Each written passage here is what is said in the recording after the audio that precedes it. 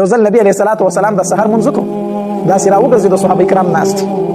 نبی علیه الصلاة والسلام وفرمایل په تاسو کې داسې یو تن شته دی چې بېګا یوه وږه ګېډه مړه کړې وي، چاته یې خوراک ورکړی وي؟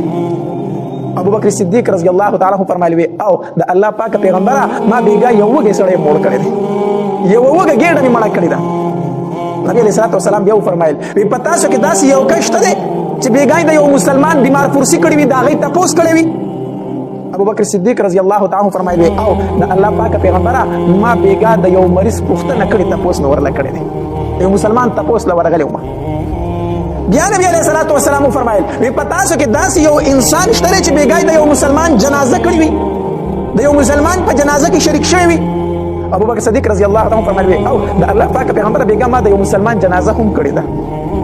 بیا ابوبکر رضی الله عنه فرمایل وی د الله پاک پیغمبره چې بېګا مې دا ټول کارونه وکړل که نه، په یو وږه ګېډه باندې مې ډوډۍ وخوړله، بیا د یو مریض تپوس له ورلم، بیا مې د یو مسلمان په جنازه کې شرکت وکړو. د الله پاک پیغمبر چې دا ټول کارونه مې وکړل او کور ته رالم، نو ټایم ډېر ناوخته او د شپې. نو ما وی که اوس وده کېږي نو تهجد خو پرېږده، د سهار لمونځ به درنم قضا شغیله به هم پانه سي، ځکه اوس ټایم ناوخته دی. نو د الله پاک پیغمبر اوده نه شم د دې یارې د وجې نه چې تهجد رانه پاتې کېږي او مونځ رانه پاتې کېږي. نو ما وی چې تر څو به د شپې ناست یم، خو راشه د قرآن تلاوت شروع کړه.